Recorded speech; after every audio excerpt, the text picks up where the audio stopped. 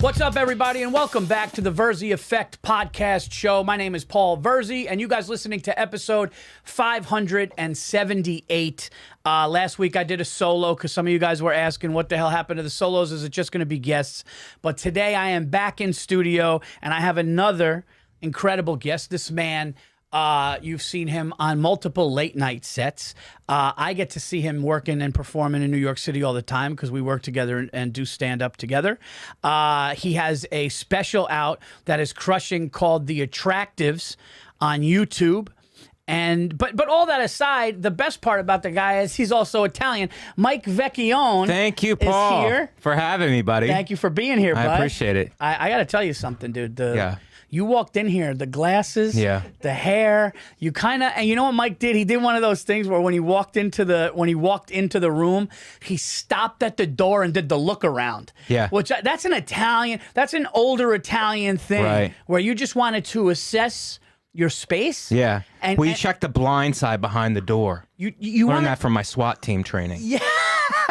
You wanted to, I saw you kind of looked in and you were like, where am I going to be for the next hour? Right. And then you were okay with it. Then you asked questions about rent, which is a definite Italian thing. So I swear to God, he walked in and goes, so what does something like this? He started looking at the ceiling. Yeah. So what does something like this go for? And I'm like, Mike, get your coffee and sit down.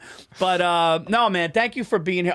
By the way, we didn't talk about this. Are you 100% Italian? Yes. Oh, so you're more than me. Yeah, because you're half Greek. I learned that at Giannis's wedding. Oh, of course you did. I had to be sitting down when someone told me that. They're like, "Are you sitting down?" Yeah. Virzi's. What's Virzi? Because you were an integral part of the wedding. You know what I mean? So, and you made a great speech and everything. And I goes, "Why is Virzi so involved?" And then someone let me know, and it was like the movie where Usual Suspects, where he drops the coffee cup. And it's like he's spinning. He can't believe it. It just all hits you like that. But I thought he was. I thought he was one of. He is. Yeah. Well, the funny thing about Giannis is every 3 to 4 months, this is God's honest truth, and I've said this before on the show. Giannis will text me out of nowhere every 3 to 4 months, and I swear to God, and it'll just go, "You're a Greek kid. Understand that your mother is Greek and you're more Greek than Italian." He loves the fact, but then he always gets on me. He goes, "How come you don't embrace it? How come you go more with the Italian?" And the reason is my mother rebelled against the Greek because my Greek grandmother was so much forceful of it. Right. And my father is Sicilian, who just said we were better people than everybody. Yeah. And so that's really why. Yeah, you're just better than everybody, so you don't even have to worry about it. See, the Greeks have to fight in the gutter. We elevate above the gutter and look down on the Greeks. Is this going to get me canceled? I'm trying to move back to Astoria, by the way. This is not helping my case at all. Be careful. No, I love the Greeks. The Greeks are great people. That's two good cultures meshing. It's two Mediterranean. Two Mediterranean, empires, the Roman. Did you grow up overly Italian? Like, did you grow up with like Sunday supper and like all you did? Yeah. Okay, like Sunday, but we're not like New York Italians.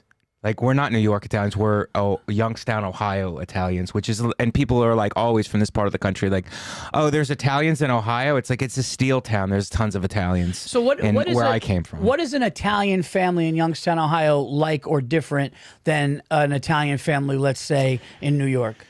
I don't know. It's a lot of culturally. It's a lot. It's the same. A lot of it, because I dated a girl in Philadelphia who was Italian. It's like they have a different like city northeastern city feel to them, but it's very much similar because it's like Sundays, big dinners, food is a big part, guilt, pressure, emotional eating. That's a whole big thing, and it's like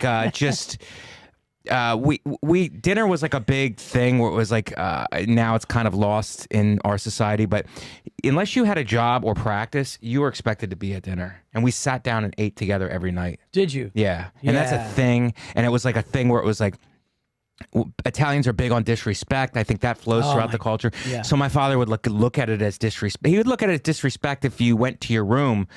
We didn't have TV. I shared a room with my brother. No TVs in the room, because it's not that he didn't want you to watch TV in your room. It's like, why do you need to watch TV in your room? Why don't you be out here with the family? Right. Even if you were in your room alone, sometimes like, what's he doing in there? My uncles will come up, what's he doing in there? Why is he in there? What, you don't like us? Oh, it's like that kind yeah. of thing. I think that flows through the culture. Yes. You know what I mean? Regardless of, maybe in the Northeast you have a feel for it. You know, it's parking. You don't have that good at parking, but it's like little things like that. But you know, there's certain things that just flow through the culture like that. So I was raised that very much that way. Very loving, very supportive. Loving, but very family oriented. Family orientated, and yeah, it's a lot of that. A lot of things centered around food, and guilt And judgment. and judgment, and you know, that's the way it was. And But very flawed. You know, flawed, but I felt very loved growing up. Yeah, yeah. A lot of racist uncles. Racist uncles. No. Actually, no. I'm joking. Actually, we didn't. But which is surprising. But I'll tell you, I was just at a wedding in Youngstown, and I was telling my brother, I'm like, remember we were living in Ohio we bounced back and forth between Florida and Ohio, and my uncles would. There was a period of time my uncles would just walk into a room and say hello, and then smack you in the face, like a full hard smack in the face to say hello to you. Not the little... Not a cute one. They would wind up and smack you in the face. Shit. And I would be like, oh my God, that hurt. It shocks you. And to be like, what are you doing? Like, hi, Mikey. Boom. And like, it was just like very, very, and I asked my brother, I'm like, was that in my mind? Because sometimes when you have a sibling, it's good because it's like you have to ask them, like, was that something I'm imagining or was that real? He goes, no, that was a couple years. Just getting slapped in the face. What's with the boxers of Youngstown? Why are there so many, and what is that? And the next question is, why are they white? Was that coming next? No, Mancini, Boom Boom Mancini. He like started the trend? Yeah, I don't know. There was a guy before him, I think, but Mancini and then Kelly Pavlik. Kelly Pavlik, Boom Boom Mancini. And so those guys come from like the South Side Gym. I think there's guys. Those are the guys I know, and I'm a huge boxing fan. So I'm not saying there's not more. Those are the guys who have won world titles. Well, you agreed with me on something. We'll talk about this. Then we'll get into. You know, I definitely want to get into some comedy stuff because you're a unique voice. I would say you're one of the unique voices in comedy. But you agreed with me on something that we would talk about outside the stand. This is the old stand. And I got into a lot of arguments with this, and I don't want to bore people with sports here on the Virzi Effect, but there's a big argument that I had where I think that Floyd Mayweather, and I remember you agreed, because a lot of people are saying Floyd Mayweather ducked people, Floyd Mayweather didn't fight people, and you were like, no. You were actually one of the guys that go, no, he fought everybody. I think one of the biggest fights of his career, which really proved and solidified that he's up there with the absolute all-time greats, was when he beat a 25-year-old undefeated Canelo. Yeah. And when it was over, Canelo said, I knew he was good, but I didn't realize he was that good. Yeah, yeah. Okay? I think that his defensive shoulder thing is... Giannis Papas said that his shoulder thing was almost equivalent to Mariano Rivera's cutter, where you know they do it, and there's just nothing you can do. Yeah. But you think that Mayweather is among the best, if not the best ever, right? Absolutely. He doesn't get enough credit.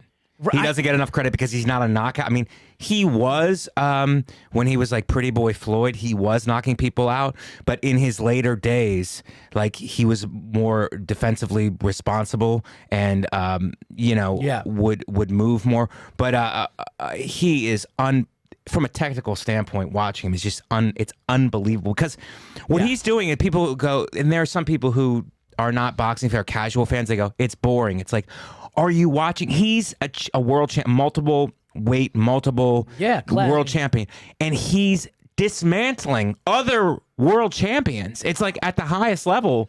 Yeah. Can't you see what's happening? It's unbelievable. It's like him. Yeah. I mean, no disrespect to Canelo. Canelo did not win a round against Floyd. He did not. And I don't care if he was young and Floyd was whatever. It's like not winning a round. You don't win a round. He didn't win a round. And first of all, if you're a 25-year-old Mexican fighter who's undefeated, that's legit, dude. It's unreal. And for Canelo to say, I didn't realize he was that good. I remember when he fought De La Hoya. They fought outside or whatever. Yeah. But they had to like slow down the camera on how Floyd, because I remember when like De La Hoya would have some flurries in the corner, people got excited for him. Right. But you just saw Floyd covering and was fine. And then like they had to slow it down and Floyd was beating his body bad. Yeah. He's unreal, dude. And I agree. That was a very close fight. That was a 115-113 unanimous decision for Floyd. But it was 115-113. It was a close fight. De La Hoya actually fought him really well. But I mean, it's just he was unbelievable, man. He was an unbelievable fighter, and I think that I have a whole thing on that whole Pacquiao. You know, I don't think that was Floyd is the villain in the promotion. Yeah. He's the villain, and Manny is the good guy, which I think Manny's great, you know. But I think that fight was held up not because of Floyd. I don't think it was held up because of him. Yeah, no, he said it wasn't. It wasn't. I think people go, oh, you're just trying to die. It was like, no. I think legitimate. He fought everybody. Why would he hold that up? But I think it worked to both of their advantages, it being delayed because the money just got exponentially larger. And now boxing is taking a page from that book. They go, oh, this is what happens if you just delay big fights. That's why Spence and Crawford probably aren't happening. They're like, we'll do it in 5 years when the pot is, instead of 20 million, is 100 million. Right. And that's why UFC is so great, because Dana White goes, this is the fight that's happening. And if one of the fighters goes, I don't want to do that, he goes, all right, well, you're out of the, or whatever. It's like the division keeps going. We need, that's not what we do. We have the best here. And that's not what happens in boxing. No, that's exactly why the UFC is making the money it's making, also traveling all over the world, because every other month there's a massive pay-per-view. Yeah. Like massive. Like every other month you have a Saturday at your house if you're home and you have a party. Right. Where boxing, that's like you're psyched if it's one a year. Yeah. What was it? Tyson Fury and what's his name? Deontay Wilder. Yeah, like, dude, how long is it? You know, how long are we waiting? The last fight was pretty good. Well, the anticipation was good, but what's his name outclassed him? Tank and Ryan Garcia. Yeah. The promotion was great. The promotion, but I mean, hats off to both those guys for making that, because they're promotional. I don't think they would have made that happen. It's the fighters. It's Garcia, like, I want this fight no matter what, and Tank, like, taking it. That's big. But in order for it shouldn't be structured that way. Yeah, it shouldn't be structured that way. But it's because there's individual promoters. There's no commission. It's these there's a bunch of different belts. It's just. It's just too fractured, and it's corrupt, wildly corrupt. That was my next thing. Boxing is so easy and way more easy to corrupt, I think, than the UFC, just because it's the UFC so much more dangerous. You can't really. I mean, I guess you can, but it just seems like Dana White, and they just run. Dana White is a commissioner. You need you need that structure. You need a commissioner to go, like, order the fights, and it's the thing. Like, you still have big names. You have John Jones, and John Jones had personal problems or whatever he had. Yeah. It's like, all right. When you get it together, you can come back and you're respected as a champion. Like, you'll come back and get the title shot again. Yeah. But while you're having personal problems, the division moves on. Yep. There's some guys in boxing who haven't fought for 2 years and are just holding a belt. It's like, you're just holding up the division? Yeah. Like, what are you doing? Dana White doesn't, like, it's like number one has to fight number two, and as soon as possible. Yes. That's what it is. And he stacks the card. In case that fight is a dud, there's 3 other fights there that are unbelievable. It never happens in boxing. Never happens There's in boxing. never been a boxing main event where I've been like, oh, the last 2, the fights before it were incredible. Yeah. If, in your opinion, you look like you could have been a boxer, by the way. No, a wrestler. Oh, wrestler. Wrestler, yeah. Does Hagler or Hearns or those guys, Sugar Ray Leonard, destroy Floyd Mayweather Jr. or no? I do not think so. No. Yeah. You think Floyd? I think Leonard versus I think any of these come forward guys who throw vicious punches are unbelievable. I love watching them, but I think Floyd's defensive and just his skill neutralizes that. But Sugar Ray Leonard, Floyd Mayweather is an unbelievable fight. That's unreal. That would be like both of them in their primes would be unbelievable. In their primes is unbelievable. And also, I wouldn't mind seeing Floyd Mayweather versus Errol Spence in their primes. Like, Errol's, you could argue, is in his prime now, or Terrence Crawford. Terrence Crawford's unbelievable. If this fight happens, like, I'm gonna be ecstatic through the roof, man. I'm definitely. I don't know. I thought about just buying a ticket to the fight, but I think I wouldn't be able to get great seats. But I'm definitely taking the night off, having a party or going to a party. That's the biggest fight in boxing right now. That's the thing, man. Like, when you do that, you have the night off. You're watching with friends. Yeah. I remember. Do you remember we were in Houston? So we were in Houston. Me, Brett Ernst. We were at Skankfest. Oh yeah. We were all at Skankfest in Houston, and there was a big UFC fight. And there was actually a boxing match. Yeah. Canelo. That was a UFC fight, and then Canelo versus Caleb Plant. Yes. So Canelo Plant is on one screen. The UFC thing is on the other. I think it was Chandler versus Gaethje, and they were just standing there taking blows. And we're texting, and I guess Brett was like, yo, Vecchione. I was like, yo, do tell Vecchione to come? And you and I think Mike Racine showed up. And we're watching this in this packed courtyard. How great was that, dude? That was really fun. Watching a fight with people that love and appreciate fights. Right. Fight night's I think underrated, dude. The only thing better than that is fighting if we would have been at someone's house. Just because, we were crowded, it was good. We had our own little space there, and it was great. But if that would have been at somebody's house, that's just the best. Because it's like we could sit down, we can talk more freely, you know what I mean? But that place was a great place. Oh, we had a great time. Yeah. I wanted to talk to you about how you have this thing. Okay, and this is not going to be typical comedy talk on a podcast because I know people are like, oh, great, we get it. You're right. It takes long. You fucking get good. I'm not talking about that. Your voice is unique in comedy where if you see you, well, people said like the same with me, but I'm more of like the storyteller. But when you see you, you don't have that abrasive, right? Like the way you look like you have like you're very unique in your joke writing. It's so great. It's so smart. It's so thought out. But you're a kind of a stay in the pocket. Yeah, you're a stay in the pocket guy. Right. And methodical with the jokes, and the joke writing is so top notch. Was your humor like growing up with like we were talking about before, like the Italian family, uncles who smack you in the face, right, and all that? It seems like your comedy would have been different, than the more, I guess you could say, heady, kind of like structured joke writing. Right. Like, is that something that you morphed into? No, Or it was always like that. It was always like that. I love sarcasm. Yeah. And I figure if the joke is strong enough in my own personal delivery, if the joke is strong enough, you don't need to over deliver it. You know what I mean? Just understated. I love understated and sarcastic. And some crowds like don't get that. Yeah. And then I just call them. I'd be like, look, this is most of my act is sarcasm. So it's sarcasm and it's understated. So this is the rhythm of it. I want you to have a good time. Yeah. The faster you appreciate sarcasm, I don't mean any of it. It's just we're just having some fun here. And I do it in a fun, playful way. Yeah. And then it makes it better. But most crowds get it. Most crowds get what I'm doing. You know what I mean? But it's a different style. It's understated, and I figure I take a long time to write the material and to work it out.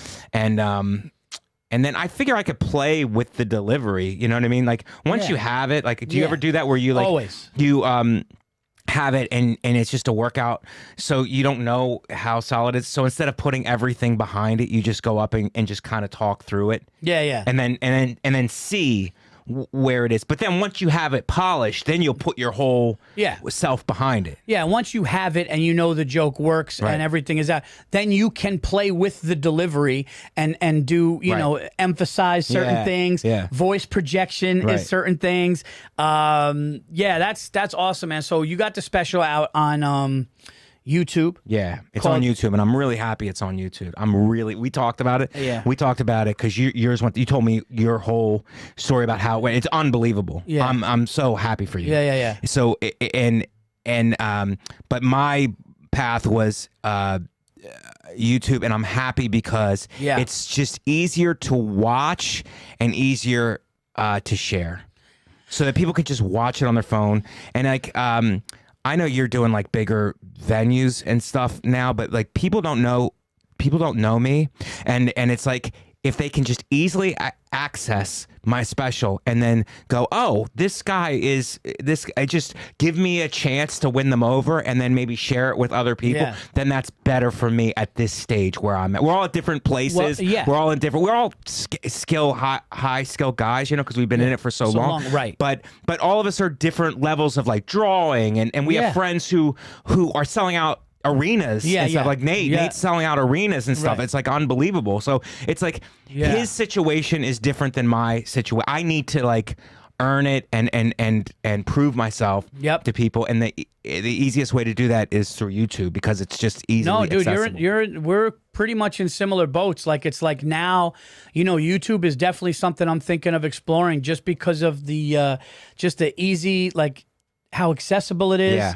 and you own it, and you Yes. can cut it up, Right. and we're in a stage of clips. You know, I always said, I think the one thing that I'm not gonna say regret, Mike, but the one thing that I cared so much about getting better at stand-up Yeah. that I wasn't like the online guy. I didn't want to do the not that I didn't want to do it, but it was just like, I'm going to fucking, I'm going to take video of me making breakfast. I'm going to, do this and that. And it just got to the point where I was like, I just want to get better at stand-up. But then when I got better at stand-up and I started to do hours and really start to get to where I wanted to get to, and obviously still have a ton of work to do, but keep getting better, I was like, oh, we're in a new world now. We're in a new age now. We're in an age now of, okay, I didn't realize that I was going to have to cut clips and be radio guests and podcast guests and do all that stuff and build up my socials. And that, that's what I'm doing now. But no, I think YouTube is a great thing. And I saw the cut, dude. The cuts of your special, not only the joke. I mean, dude, the jokes are hilarious. We were talking. Mike's not in here. Jiggy's in here right now. But shout out to Jiggy, hilarious. How good it looks and what they made that club look like. And the jokes are great. Your jokes are great, and you knew you were going to go in and do that, but they made that shit look good. They made it really look good. 800-pound Gorilla did that, and Nate obviously gave me the platform, and he directed it. He did a great job. But can I speak to something that you were saying? It's like, it's not a fault. First of all, this all changed the business, and I'm not crying about it because every business changes. Right. You know what I mean? That's right. It evolves and changes, but ours has really changed in the past 5 years, I would say. I think so. So, and the reason that you're not enamored with cutting clips and doing all that stuff is because, like me and like many of us, you're a purist. Yeah. You know what I mean? Yeah. You're a purist. You want to work on the material. And that's not to say but you're like an evolved enough guy to be like, hey, this is the way the business is now. I can't stay stuck in this. I have to go out there and compete, or people who are good at cutting clips and not good at comedy are going to be getting more views and getting more eyes than me. It's like what I'm doing is valuable, and now I need to go compete and put my stuff out there. And that's what I'm going to do instead of living. It's very easy if you're a guy who's like us, like older in the business. We're not old guys, but like we've been in it longer than YouTube and Twitter and all this stuff. Right. So it's very easy to go, I'm not doing that, and then become bitter on the inside. It's like, no. I'm going to continue to evolve. And recently I've been doing all these podcasts to try, and I wasn't big on going. It's like, no. You have to go. Adapt or die, dude. Yeah, man. It's adapt or die. Right. And I think all that other stuff is excuses too. It's like, maybe you don't want to I actually figured out a schedule. I like putting out clips now. I like, and like you have a great special now to cut clips and for people to see what you do. Right. And like you said, adding on to the purist thing, we understand this is a marathon, dude. Yeah. I want to be here, God willing, knock on wood, 20 more years. Right. 30 more years. Like doing this and putting out hours and becoming a great comic and who has a library of work that you're like, wow, that guy just got better and better and better. Yeah. And really, but evolved. Realize you got to evolve with. I don't hate on somebody. I always say you don't hate on somebody that's doing good. It's so easy to go, they're selling out theaters, but are they fun? It's like, no, they figured something out, and they'll probably They dialed into something. They dialed into something, and I'm quick to give them credit for that. They dialed into something. It's like maybe you or me have a different path. Yeah, but they definitely dialed into something where they're selling massive amounts of tickets, and that's very, if nothing else, it's like interesting to me. I'm curious about how they dialed into something that has mass appeal, which I haven't been able to do yet, and hopefully will. But it's like, it's instead of going the other way and getting bitter, it's better to go get curious about it. You know what I mean? It's like, it's just like a specific group. It's such a niche.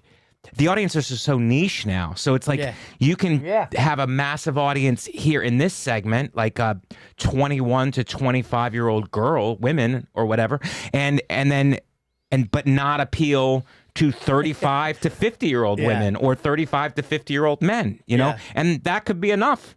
You know what I mean? That could be your focus. Absolutely. Just as long as your demographic isn't like 16 to 20-year-old girls, where you should be. I'm like, Mike, what are you writing? You're like, dude, Vecchione just filled a theater, but they're like 17. It's all about Justin Bieber being a dreamboat. He's probably not even a hot guy anymore. Somebody else is You know what they said, dude? They showed, this is how fucking crazy time is. They were going around Central Park or one of these big touristy places up to young kids with a headshot of Al Pacino. And like nobody knew who it was, dude. And you're going like, in my mind, I'm like, oh, somebody's gonna, and they were like messing it up. They were saying other actors. And I'm going like, that's Michael Corleone, but you don't realize it's like a 19-year-old woman does it. They don't know. No. How about movies aren't even really a thing anymore? Dude, movies are not a thing anymore. Television, like, can you think of somebody who draws, a comic who draws on the road from television today? Who has a television show now and goes on the road and draws from it? It's all podcasts. It's literally not. You just don't see somebody on TV. No. Who's watching TV? Unless you were grandfathered in. Yeah. Unless you were grandfathered in. It's like the only thing I watch TV for, honestly, would be like we were talking before, Sports. UFC, sports, football. Right. You know, you sit down and you're like, oh, I got a big screen. I'm going to watch the game. I'm not going to watch anything. You know, you can lay in bed. Yes. You know, what's next, Mikey? What's next? That's that virtual reality thing where people will just live in just the bare minimum, but everything will be virtual reality, like they're living in a palace. So you're watching a UFC fight, like actually them in your living room with something on? Probably, or it's like you're in the fight, you know, it's like first person, like you're in the fight, you're watching the fight, you're ringside, you could be the trainer, you could probably switch who you want to be. Yeah. It's like all that, and then it's going to eventually get to the thing like these movies where it's like you just are just a bag of meat and live in a pod of liquid. You're just preserved in liquid, and it's just like you're having, is that the Matrix? Like we're having all these experiences because it's all just your brain, but your body is kind of, you're not using it now because virtual reality is such a thing. It's so weird, dude. Like Giannis called me up. Shout out Giannis Pappas, great comic, great friend of mine. And he was saying that he was watching that, he wants to watch that Brazilian UFO thing. I don't know if Rogan talked about it, but there's like a documentary that's real shit. Yeah. Like people all over, like this is not there's like a Brazilian documentary about a UFO that landed and like seeing other species that were not human. And like, it's like happening. Or like, but it's weird because they were all like doing salsa. Or they were doing something very Brazilian. It's like weirdly they make it there. It's like they got off. The aliens and it's like to have a good time, so they were just they were like, "Why would we go to America? Let's go to Brazil. Let's go to Brazil. The beaches, climate, the bodies. Climate, no, dude, they've been hovering over for a long. They know what a good time is. Like, and all the aliens had big booties. I don't understand it, and they would just shake them, and it's like I don't know. And Shakira was blasting from the ship. But don't you feel like because technology is getting better, this is a weird thing that I think about sometimes, because technology is getting better and you can't escape things. You can't really lie anymore, right? Your location, like that's why like back in the day, there was a lot more serial killers. You notice that? Yeah. There was a lot more mob hits. You notice that? Right. Because it's 1978. You go out in your Cadillac, you put somebody in the trunk, that's it. Yeah. Now there's like location of cell phone. Now there's cameras like everywhere. And the big one was what? DNA. Yeah. DNA, which started, I believe it started to get big in the, actually, is there a way to pull that up or no? When DNA starts solving crimes. Yeah, and stuff. I want to say like 89, between 89 and 92, but. Early 90s, like O.J. Simpson was one of the first ones they used. Oh, okay. So, okay. Wow. It was around in the 80s, but O.J. Simpson, like, really. So science started to break through late 80s, but I think it started solving crimes in the 90s, right? But now with with all of these different things that the government has and all that stuff, you notice how there's been no, well, knock on wood, I don't want to jinx anything, but there's been no assassination attempts. Right? Well, we've morphed into kind of a society where it's like no one assassinates our leaders anymore. We just try to take them down their character. Just assassinate them verbally. Well, you know, my dad said, the reputation, kill their reputation, and then make them powerless that way. My dad said something interesting, but my dad's like, no, they did the way that they'll kill a politician now is to just what you just said, do something to ruin their election, whether it would be voter fraud or trying to do voter fraud, or whether it would be just character defamation, finding something they did and doing that, and like that's the kill. That's the kill, but it's like happening on both sides now. It's like you do it to our guy, then we're going to investigate your guy pretty hard, and there's going to be stuff there. Like everybody's going to have stuff. So it's like your scandals versus our scandals, and like then it's about getting media behind you and then pushing, well, this guy did this. Well, this guy did this. Well, it's like, well, who would you rather have lead you? This guy who's got all these things that he did, or this guy who got all these things that he did? You know what I mean? Your guy went to Epstein Island. My guy went to Epstein Island. So who that? No, that's really what it is. But the alien stuff coming out and like all of these different like secrets that people kind of had ideas for coming out, it really makes me wonder what the future is going to be. Can I put something forward? Like I'm a big into the mob genre. I watch all these podcasts from Italians. Listen, by the way, hold on a second. Let me just tell you something. You're on the Virzi effect. Okay. You're Italian with those glasses. Yes. You do what you whatever you want to do. You do. Okay. You came in like you're going to start subletting this place. Well, I was asking prices. Guys, we're in Mike Vecchione Studios right now. He took over the lease. He took over the lease when he walked in with his coffee. So pretty soon it's going to say Paul Virzi, TV, The Virzi Effect, Mike Vecchione Studios. But go ahead. With these glasses, I came for an envelope. I was like, Paul, do you have something for me this month? Last month was a little light. Last month was a little light. Go ahead with the Italian genre stuff. Okay, so this is a lot of the conspiracy stuff. I mean, I guess the government, I don't guess. The government does lie to people. The government lies to us. Sure. What else are they lying to us about? Maybe they're lying to us about everything. And I would just like, the mob genre is, you have all these guys cooperating now, but they're telling stories like from the 80s and 90s. They're not on the street now. So they're not. So what I'm saying is their stories are from a finite time period. So there's only so many of them, and they're content creators. So after they tell their stories, it's like, it's not like us with comedy. It's like we could take anything and just go, the funny stuff, whatever's happening now, just look at the angles of the jokes. Right. But that's not the case with them. They have these stories that happen, and then it's a finite information. Right. You know what I mean? Like there's after you tell all of them, there's nothing else to tell. So they start doing stuff like, well, what if John Gotti would have cooperated with the government? Maybe he did cooperate with the government. He might have cooperated with the government. It's like, I don't know. He did a life sentence, dude. He did and died in prison. So they're kind of like, what if? You know what happened, but you're presenting something that didn't happen because it's another angle, it's another wrinkle, and something else to talk about. But you're talking about something that's false. Right. It's like an excuse for content. It's an excuse for content, but I think people are doing that with other things now, and they're just taking stuff where it's like it's completely not true. Yeah. And we know it's true, but for some reason we're like, oh, it would be interesting if. And it's like, yeah, but it didn't happen. It didn't happen. So it's like what you're saying is just complete fiction. Yeah. But you're talking about it like it could have been a thing, but it's just your desire to put out different, more interesting content. But it's not real. It's not true. Right. You know what I mean? Like that is where it kind of like prays for me, and I go, I don't. What are you doing, dude? Yeah, no, it's like because you're just trying to put out content now. It's a great point. That's actually a really great point you just said, because I got to give you one for that one. You know what? Because here's why. People want to have that interesting angle, right? Just to, conspiracy theory is a big thing right now, but to the point where it's like a lot. I was in Texas, and this one comedian was just, everything was a conspiracy, right? Yeah. And he's going, nah, dude, these guys died. These aren't real guys. And they were like, he was like, man, look at Chappelle, man, that's not him. Yo, look at Eminem, man. That's not him. Eminem, that's not his face. Look at and I'm like at Buffalo Wild Wings with the kid, and I'm going, dude, that's not Eminem. Like I started, because when somebody starts to get you going, you're going, wait a minute, now I need to. But then you go in that, like, what do they call it? The Mike Cannon had the podcast, the rabbit hole, right? You go down, you start going like.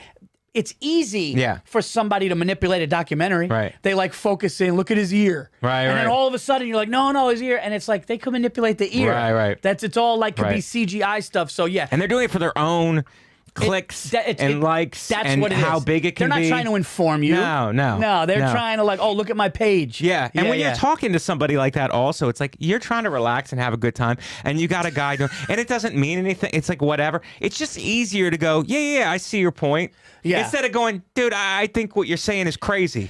And it's like, can I get another wing? It's just like, you don't want to have that conflict. Right. You know what I mean? Like, especially in that moment. In that moment, you just talk to somebody, you like try to relax before the show, and somebody's saying this wild stuff. And instead of like there's some guys who are contrarians and take issue with it right there. And they'll have a full argument at a Buffalo Wild Wings. But most of us are like conciliatory, just whatever people. It doesn't mean anything. It's whatever this guy's saying. I don't, this is entertaining, but I don't care. If I take issue with him, this is going to be a whole argument at a Buffalo Wild Wings. So just go, all right. Well, that's interesting. It's like, okay. And he just keeps going deeper and deeper, and you're like, all right. I mean, I don't know. It's like, I don't really want to. I mean, this isn't a platform where I want to take issue with you. I think that you're batshit as to what you're saying. But whatever. You're right. You're entitled to your opinion. Dr. Phil and Hulk Hogan are the same person. You're right. You're right. Did you see those flat earthers? They like a group of them put like a ton of money. Yeah. And they tried to prove it, and they proved that it was round. Oh, that's like, so there was great. like a group of flat earthers, and I guess they were like, they got their money together and they went to go do something, and like the proof showed that it was round. And dude, I was watching this. I was watching this flat Earth where there was a group of flat earthers, and they're going through their lives and everything, and then they have this meeting, and this girl is like, "Oh my God, that's so and so. He's one of the main guys, one of the higher level guys in the flat Earth movement." And it's like, and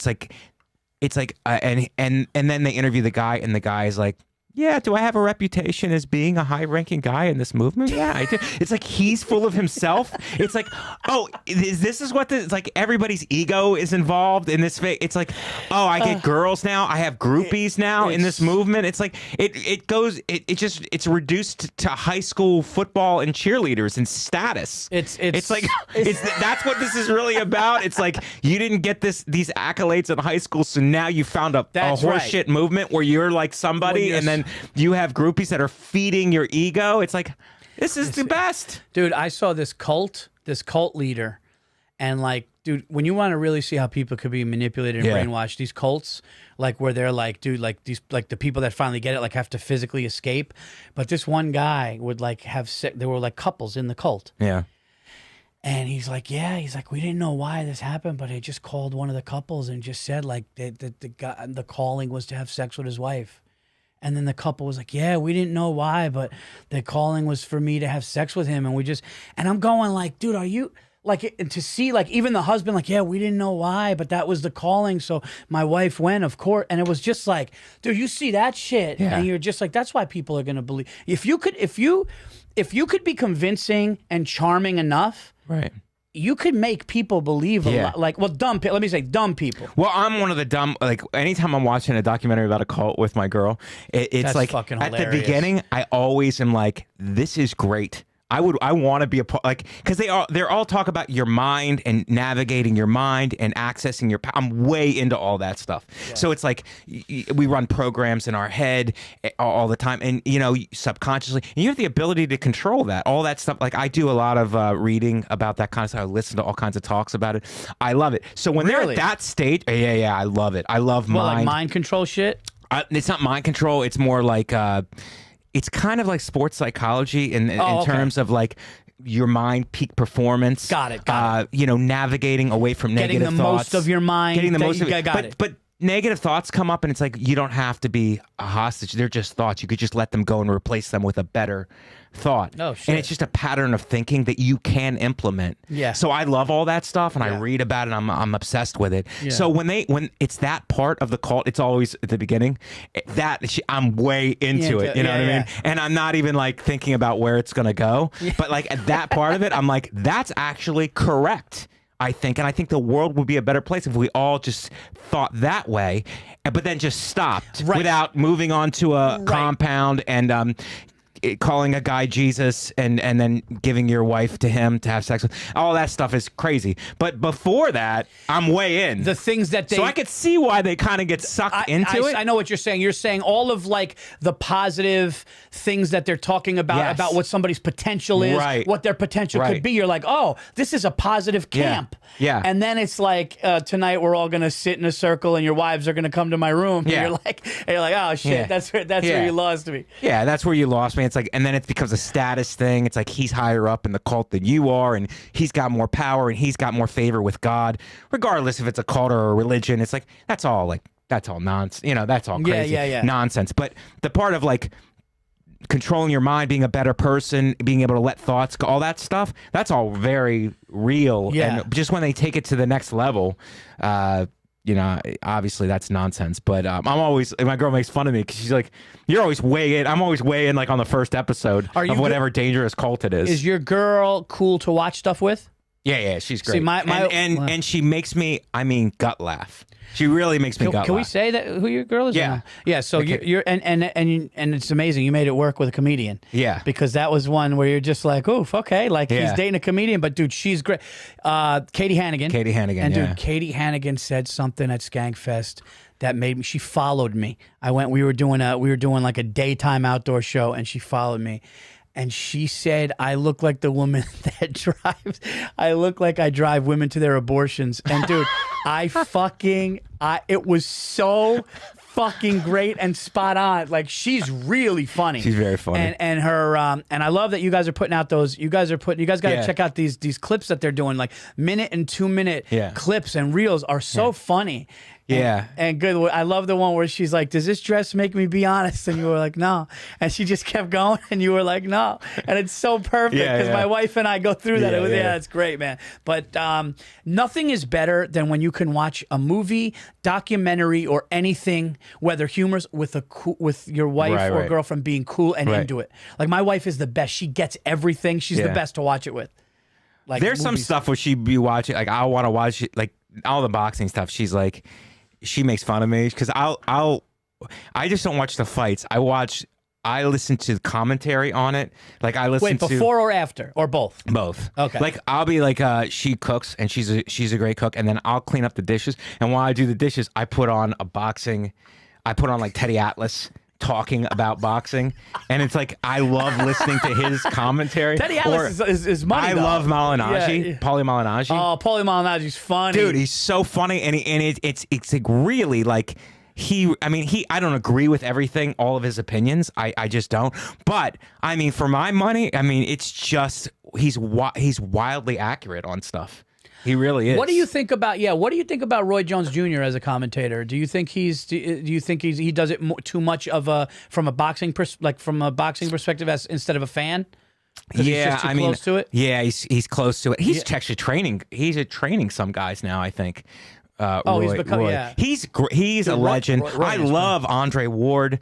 I love Andre Ward more as a fighter than a commentator. Him and Tim Bradley. I love those guys. I think they're great fighters. I actually think Tim Bradley, he beat Pacquiao that first time, and then everybody was booing him because the commentators were like, Pacquiao won the fight. And like, no, he didn't.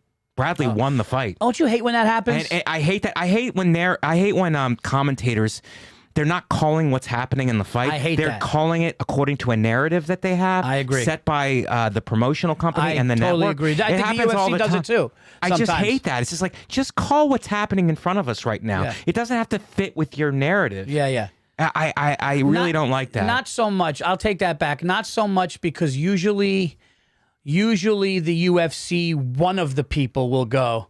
Like, even if they want to follow a narrative because all they talked about before the fight was how good this guy is. Right. But then when they see it turn, one of them will go, actually, he's in a fight. He's in for, I like that. So so the UFC, not as much, but you're right. When there's a narrative in a fight, they kind of like almost don't like what there's, or they'll be like, I think he had it. And I'm going, I just watched that fight. Yeah. I just watched that fight. Stop doing unbiased. the story of the fight and just do what's happening in the rounds right now. That's all I want to see. And if you watch fights from like the 40s or whatever, you'll watch like an old fight like Marciano or Dempsey or something. It's just these long stretches of silence. Yeah. And that's okay. You know what I mean? Like, I'd rather have that than having to fill every moment with your. But I loved Andre Ward as a fighter, and I just love him personally, and Tim Bradley.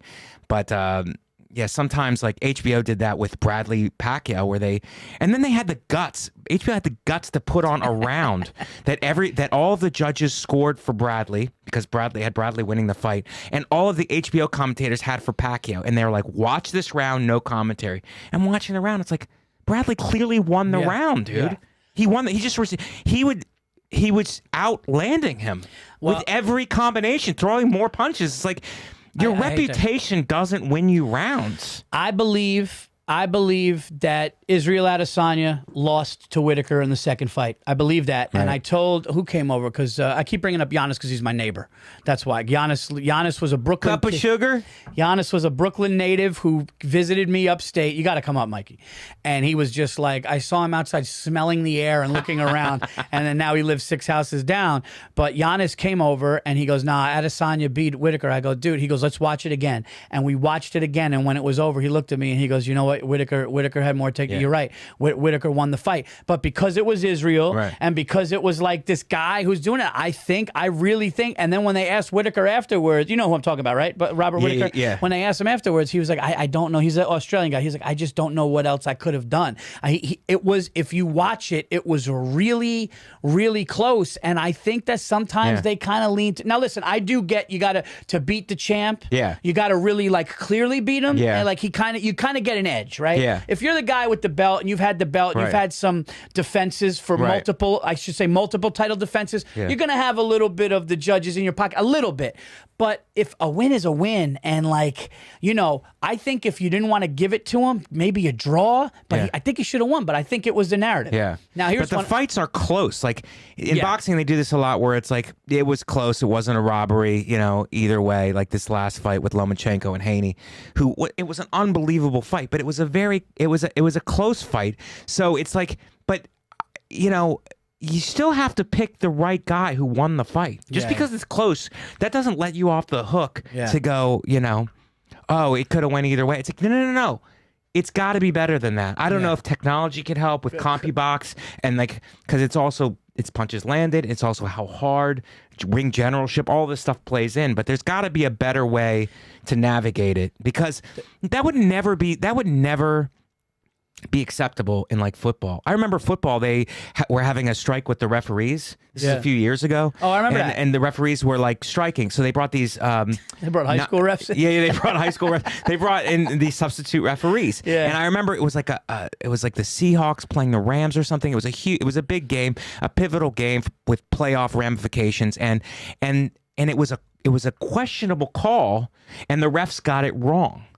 So after that one questionable call in a regular season game, the NFL immediately ended the strike, paid the refs whatever they wanted, and the refs came back. It's like unacceptable for them to even decide a regular season game, make a mistake on it. Whereas in boxing, it just happens all the time at the highest level, and people go, I don't know. It's just crazy. Boxing's nuts. Boxing's corrupt. People just throw their hands up, and it's just accepted. I wonder if there is something that they could do with like either sensory or like do something that will just like, there's like no doubt about who had more connections, who had more, you know. I guess that's really tough to take the human element out of it. But here's one for you. I'm going to shoot out 2 fighters. You tell me who wins. Get ready? Yeah. You, Katie Hannigan. 12-round bout.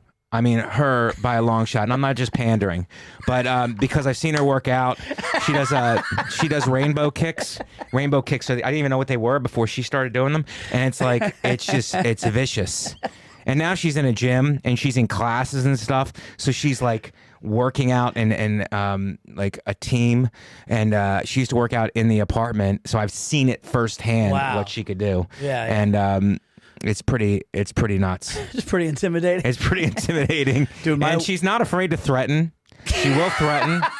She will go at me, and you know, so dude, my wife has a fucking right hook. Not that she's ever, but like we'll joke. I'll be like, she does it like 2 feet, 2 inches from your nose. Like, you feel the wind, dude, go against your beard and stuff. You're like, ah. I told her, I was like, give me a shot to the arm, and dude, she's just like, she played softball. She hates golf and she doesn't like to do it. And when she hits the ball, she destroys it. Like, she's an athlete, but she just doesn't like to, you know, do anything. But no, I think my wife would like fuck somebody up. Yeah, like a man. Wow. Yeah, like, you know, or like if she would give a good hit. I can't say, you know, what would happen after, but she would get. Well, that's where you have to come in. Where it's like she throws the first punch and then you're there to get hit back. I told you to knock him out with that first one, dude. Now I'm gonna get my ass kicked. That's awesome, man. Well, dude, I'm really happy that because I seen you out there slugging it out, man, and we've been standing outside the stand for years, man, and just going up and doing sets and talking, and we had some good conversations. I remember you're always nice. You always say, man, I remember one time, one cool conversation we had. We were standing outside the stand, and you go, man, that story you just told was awesome. You go like, I wish I told stories like that. And I said, man, that joke that you had, I wish that quick one. I wish I can do that. So it was really cool. And then, to both have specials and to both be doing this is awesome. And I think, dude, the special's going to blow up. You're going to be selling tickets, and you're going to be out there doing everything. I hope so. That's what we're looking for, is to sell tickets on the road or whatever.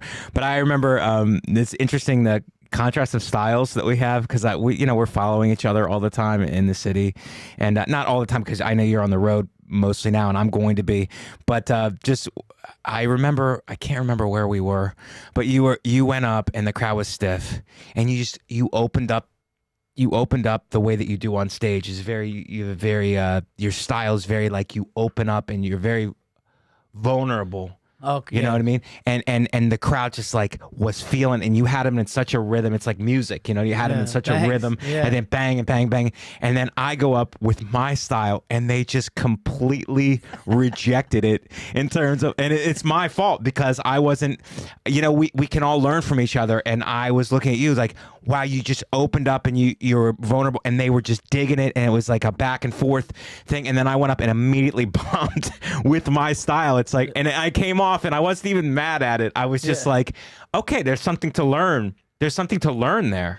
You know what I mean? It's like, you could still keep your style, but you look at somebody else's elements of their attributes and what they're doing. And it's like, oh yeah, there's something there that I can incorporate into what I'm doing. Dude, I had the same thing happen with you at the old stand, where I would go after you, and you were just like, it would be packed in there, and all the jokes would be hitting, and I'm like, all right, so, I'm going to just, you made me think about, oh shit, and then you realize, wait a minute, you can't really, you're just going to go and do what you do. Right. Right. But a cool memory that I had about the stand was I was at the stand, this was either pre-pandemic or right when pandemic opened, I forgot, and I talked about, I was just talking about how one of my Italian friends has a cologne dealer. So I go, dude, I remember that. I was watching. My boy is on another level, like he's always at the gym, but this dude has a cologne dealer, and everyone starts laughing. And I go, no, he legit. Like, I called him, and he's like, my cologne guy's here. I gotta go. He has a cologne dealer, and I walk off stage, and Vecchione just goes, Virzi, come here real quick, because you were about to go on, and you go,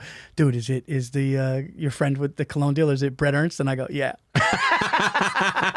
I go, it's Brett Ernst. Dude, you nailed that. You knew, like, you were just like, come here, it's Brett, right? But so listen, man, thank you so much for being here. Plug everything, guys. Listen, if you're a Virzi Effect listener, the old and the new, okay, and thank you guys so much for the new subscribes, and please rate and review the Virzi Effect. Since we've been in studio, we're really growing, so please do that. The show will continue to grow, and get the Virzi Effect everywhere you get your podcasts, iTunes and Spotify. And for all my fans, I can tell you, dude, this is a real one. This dude has been in the clubs like me, doing it for a long time. He has a great special out that was directed by Nate Borgazzi. It's on YouTube now. It's called The Attractives. And Mikey, tell them where you're going to be.